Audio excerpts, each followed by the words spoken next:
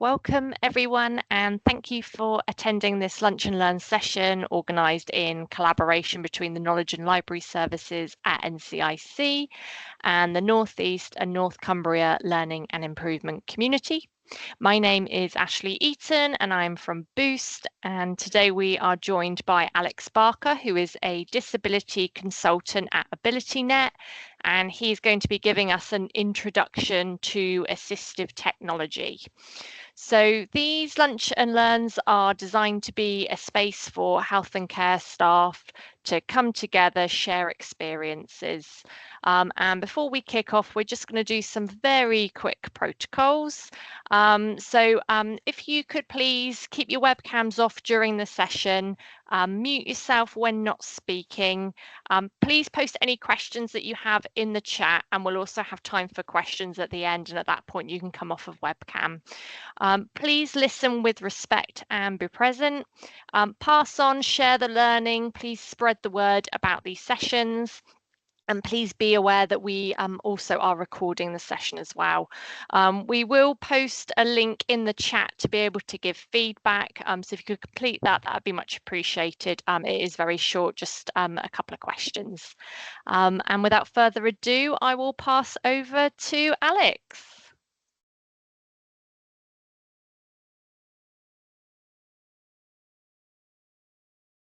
Oh, Alex, you're on mute. You're on mute.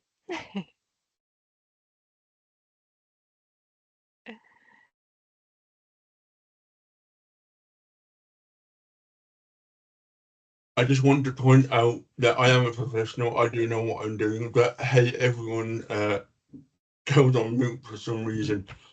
I was going to say. No problem, Alex. Thank you very much. Don't work with technology or animals. Good afternoon, everybody. So my name is Alex Barker, and I work for AbilityNet as a disability consultant. And within the next 30 to maybe 45 minutes, we're going to go through an introduction to assistive technology. Next slide, please. So if you don't know who we are, don't worry about it. We're a national organisation who support people of any age living with any disability or impairment to use technology to achieve their goals at home, at work and in education. And we do this by providing specialist advice services, free information resources, and we want to help build a more accessible digital world, because if it's more accessible for people who are disabled or got disabilities, it's more accessible for everyone else. Next slide, please. So everyone likes freebies and we're no different. So we have 500 plus volunteers who can solve IT issues either remotely or face-to-face. We've got fact sheets, webinars and how-to guides, and they're all on our website. We have device donation schemes called Connecting You, and we've also got lots of news and blogs on our website as well. Next slide, please. So when I do these presentations, I always start off with a little bit of an introduction for, about me. It's really important that you know where I'm coming from. So I've worked for AbilityNet in 20 years in 2 periods. When I started, I didn't have any grey hair, and as you can see, I still don't have much grey hair. I've got a rare condition called Meader's syndrome, and I've only got 2 fingers on each hand. I have a paralysed face. I can't show any emotion. Without technology, I wouldn't have a job, wouldn't have gone to college and university, and I certainly wouldn't have studied abroad, both in the USA and in Sweden. I met my wife online and she's got the same disability as me. We met on Facebook. She lived in North Carolina in the States and now is with me and our dog Bella in Coventry, and at the moment Bella is quiet, so I'm hoping that continues. I realise the importance of being able to use technology and how it can change lives, and I can relate to clients, or hopefully I think I can anyway. Next slide, please. So, down to basics. What is assistive technology? Now, don't worry, I'm not going to ask you to quote this quote to me when I've finished, because it's a bit boring. But the phrase assistive technology is often used to describe products or systems that support and assist individuals with disabilities, restricted mobility, or other impairments to perform functions that might otherwise be difficult or impossible to do. That's a quote from the government, I think about 10 years ago. Next slide, please. So we have some examples of assistive technology that aren't computer-based. So from left to right, we've got some bottle openers.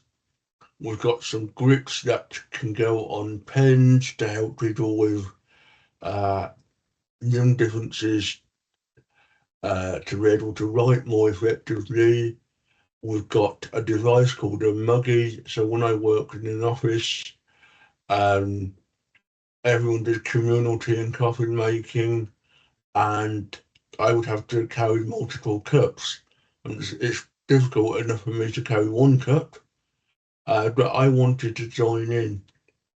So I bought myself a muggy so I could make my team hot drinks.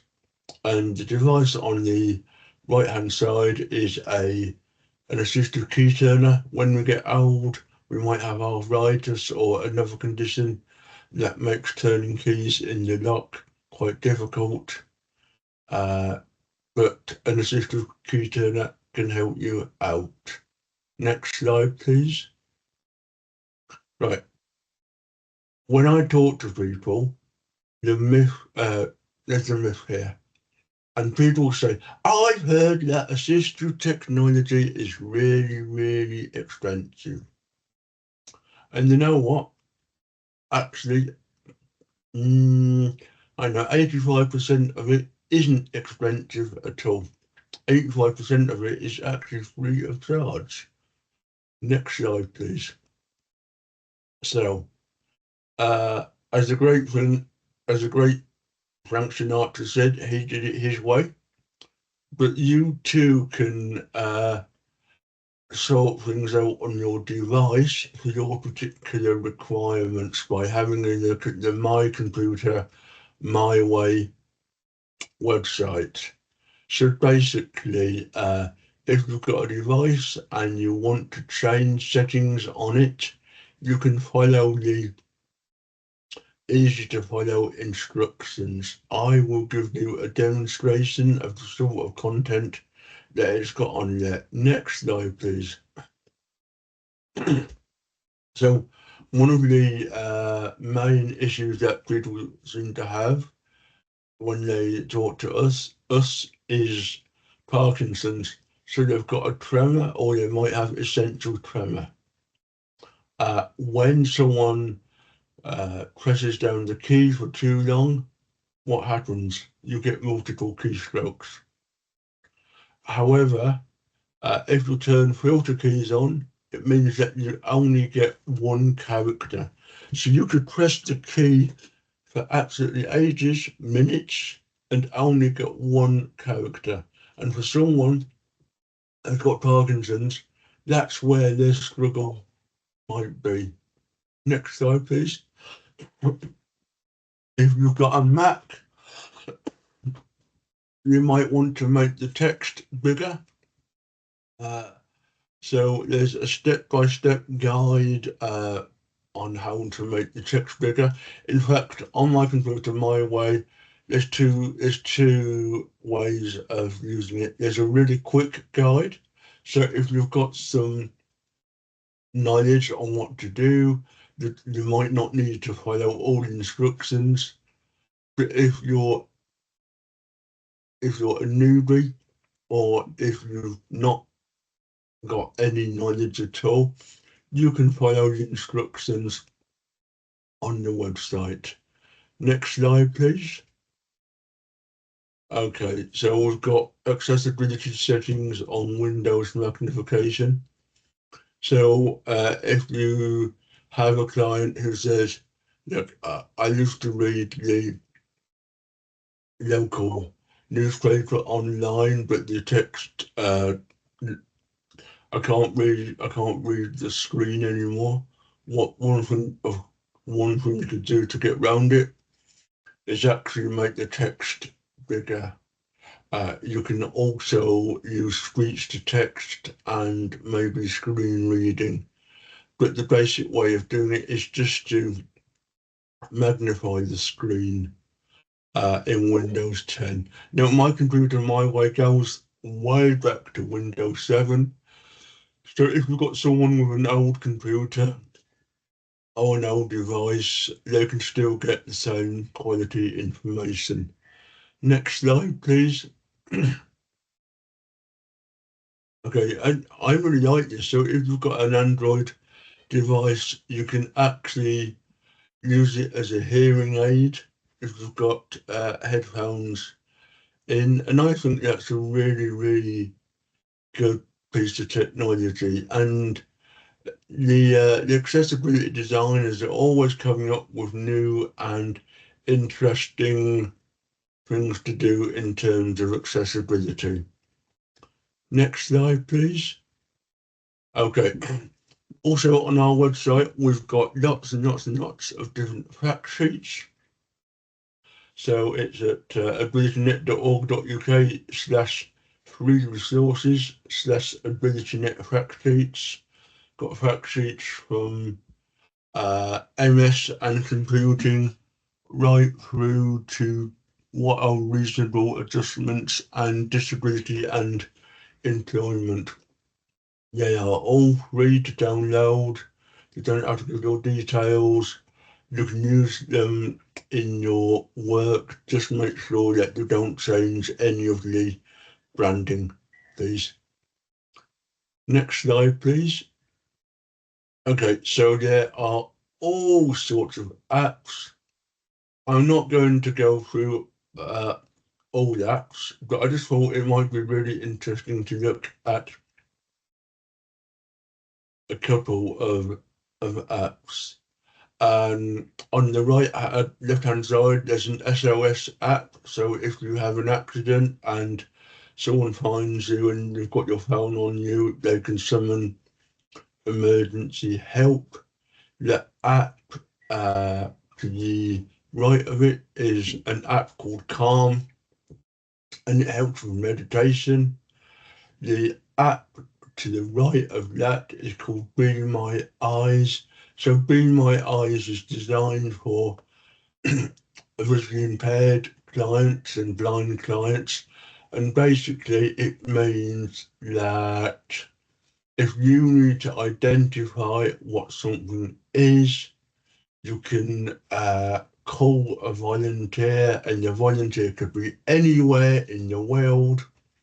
So, for example, if I had a can of dog food in our cupboard and a can of chili con carne in our cupboard, and I was blind, the only way I would know which was which is if I opened them and smelled them. I would rather eat chili con carne than dog food. I don't really want a wet nose and a glossy coat, thank you very much. But Be My Eyes could find a volunteer. When we last week, when my colleague actually did the sessions, I think the guy that we got from Be My Eyes to be a volunteer was in either Kentucky or Tennessee in the States. So Be My Eyes is great, and as you can see on the last screenshot of Be My Eyes, if you want to know if your milk is safe to drink, and the smell test doesn't work, you can get someone to tell you what the sell-by date is on it. Now, the icon below that, the blue one, thanks, is called Seeing AI.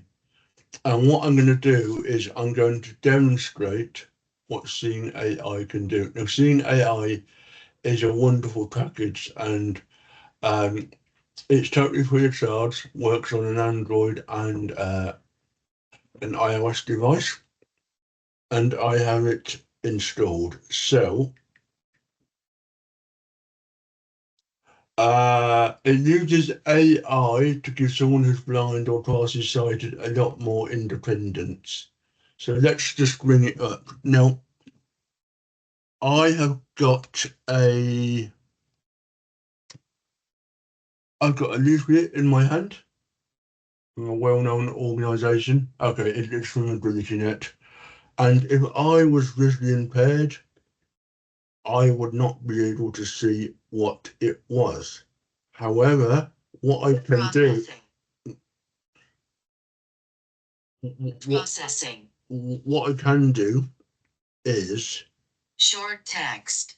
Get free support from Ability 3 degrees. Montana Men 503. Get free support from AbilityNet. Our friendly volunteer. Get free support from AbilityNet. Our friend. Get free support from AbilityNet. Our friendly volunteers can help with tech advice and support to boost your confidence and skills. Know your chocolate cookie from your computer cookies and.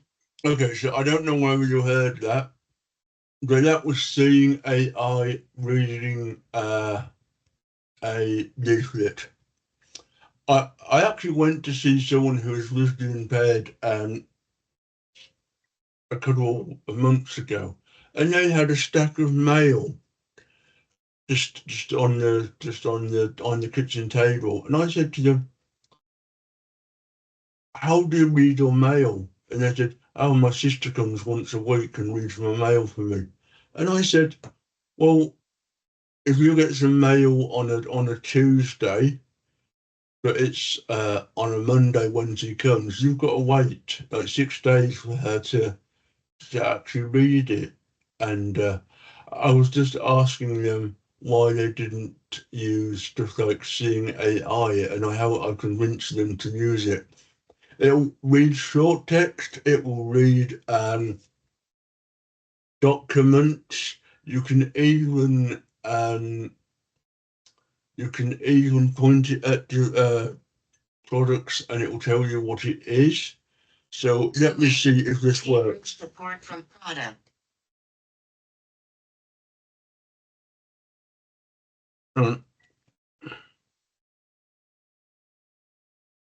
Joe and Seth's Popcorn Rocky Road Bar 35G. Call case. Okay, so it told me that it was Popcorn Rocky Road. So I might have that later. Unfortunately, it doesn't always work because I've got a bag of crisps here. And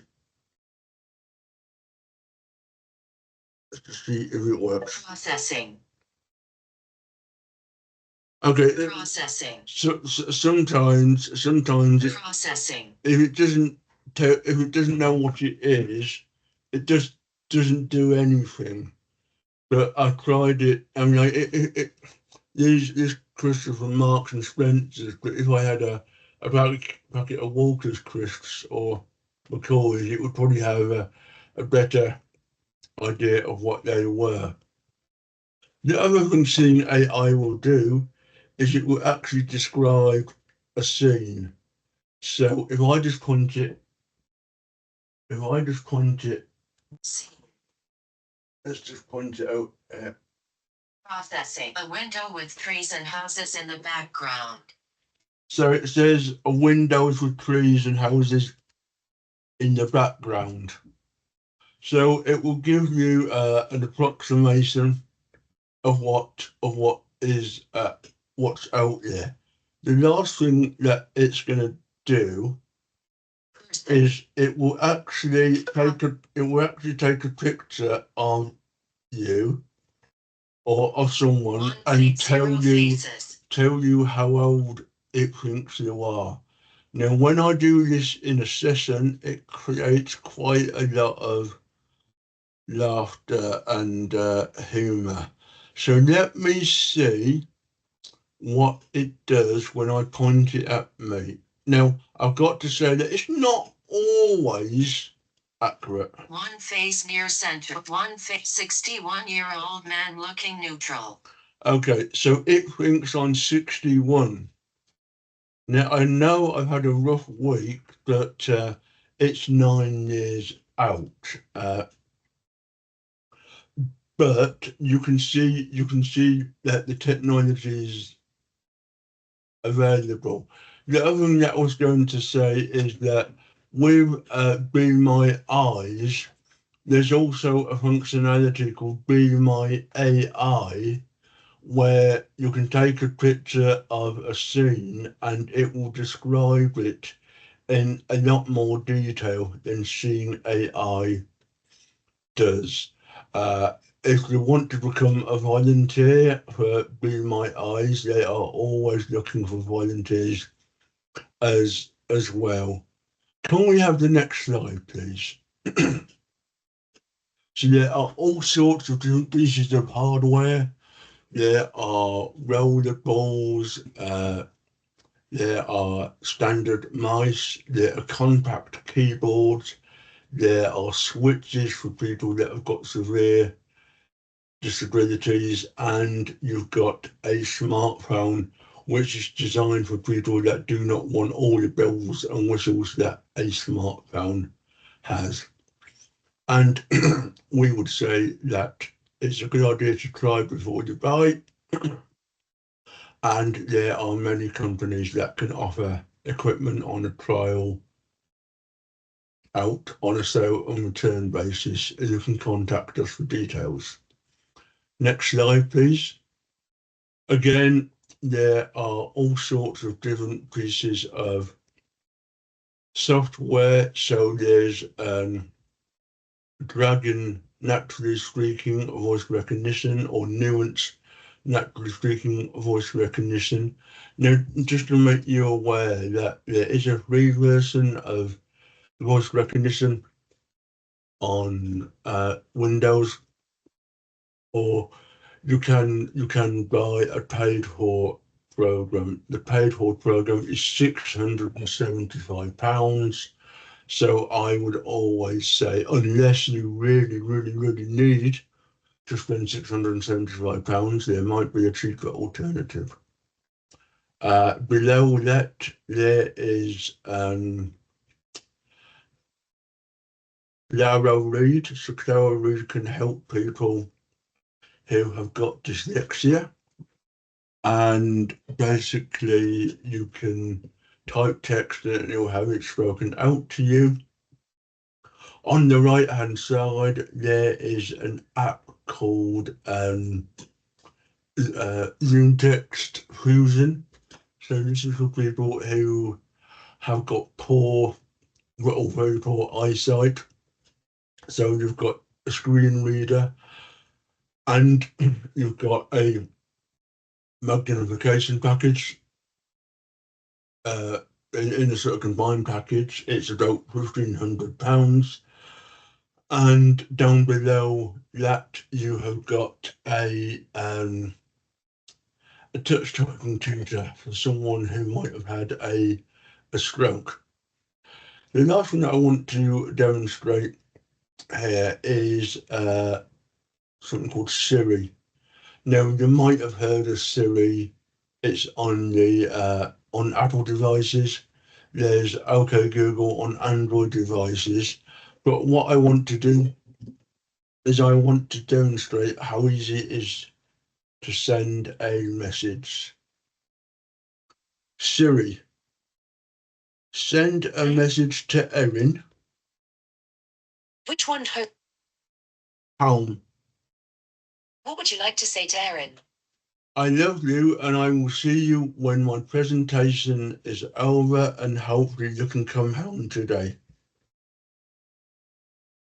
It says, I love you and I will see you when my presentation is over and hopefully you can come home today. Do you want to send it? Yes. Or change it? So, Done. right. So hopefully I have sent a message to my lovely wife, who unfortunately is in the hospital at the moment, but hopefully she's going to come out today, and hopefully it's not gone to some random lady in my contacts like it did last week. Anyway, you can also say, Siri, play Coldplay. Okay, this is Coldplay on Spotify.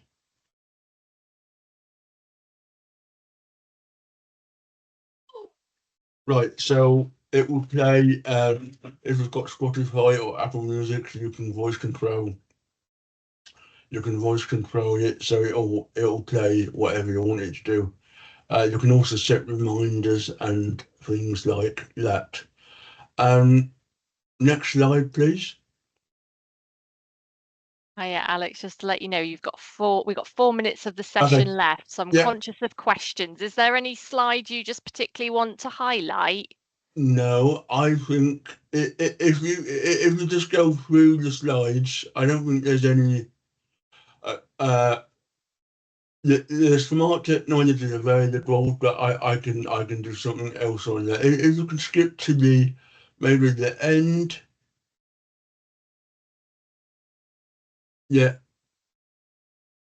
Okay. Keep going. Keep going. Keep going. Yeah. Keep going, please. Yeah. Keep going. Then it goes to Q&A. Yeah. Okay. So basically, at your leisure, because I know you're all very busy people, you can have a look at the presentation, and if you've got any questions, you can also drop me an email. But does anyone have any quick questions now before the session finishes? I can see Joyce has just asked if we'll get the slides. So yeah, that's absolutely fine, Joyce. If people can pop their email address in the chat box, just so we definitely know we've got it, because they don't always come through on Teams, and we can send out the slides to you all, particularly with those that Alex shared at the end. So has anybody got any questions at all for Alex?